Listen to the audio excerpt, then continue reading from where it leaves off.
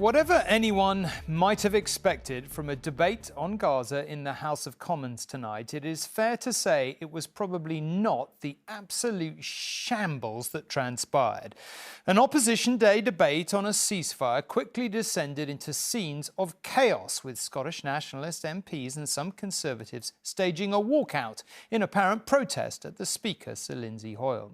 They were angry at the way he had handled the debate, particularly in allowing Labour to table an amendment to the SNP's motion calling for a ceasefire. The amendment was passed, heading off any possible Labour revolt on the issue. The Commons leader, Penny Mordaunt, accused Sir Lindsay of hijacking the debate, and he faced calls of resign as he apologised to MPs, saying he thought he was doing the right thing. Outside Parliament today, protesters were queuing up to lobby their MPs to vote for an end to fighting in the Middle East. Inside, scenes of absolute chaos. The SNP, deprived of a vote on their motion calling for an immediate ceasefire, walking out en masse.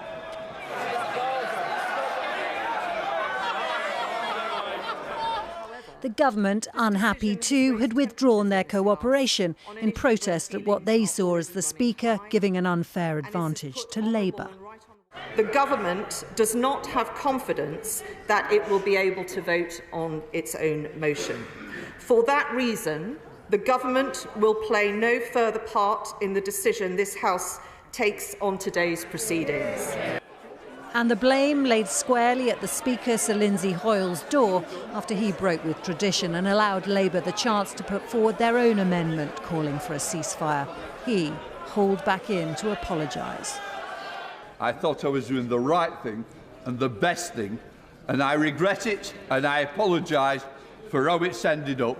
I do take responsibility for my actions. The only thing MPs could agree on was that it was an utter mess. A lot of people rightly are going to be angry because this was about constituents right across these islands that wanted us to vote today on Gaza and protecting civilians, and quite frankly, we've made fools of ourselves. I genuinely haven't got a clue what's going on. I don't know what's going on anymore. It seems to have descended into absolute farce. I'm so embarrassed by Parliament right now. I'm so embarrassed. I think that quite a lot of good intentions about wanting to get on the record particular views on this subject has led to what can only be described as a bun fight.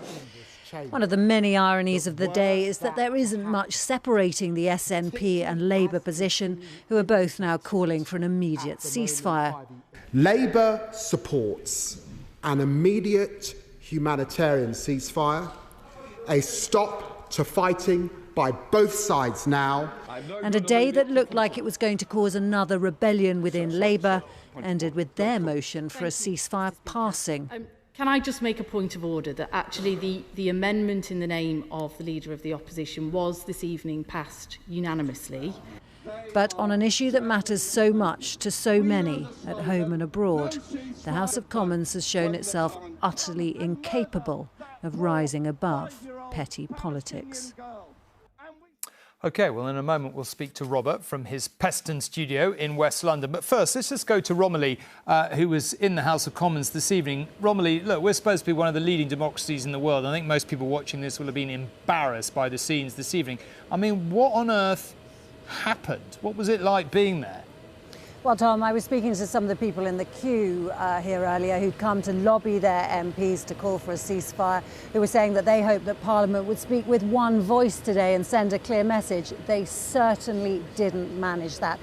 It was like a return to the bad days of Brexit, quite frankly, with MPs walking out. There was a vote at one point about whether they should throw the cameras and the public out so that they could carry on the chaos in private. The gist of what happened is that the Speaker decided that on an issue of such importance, all three main parties should have the chance to express their views, to have a vote on their own amendments. That did go against precedent. It also happened to get Labour out of a sticky spot. The Speaker is in some personal difficulty tonight. Parliament as a whole has hardly covered itself in glory. And has this got us any closer to ending the bloodshed in the Middle East? Of course not.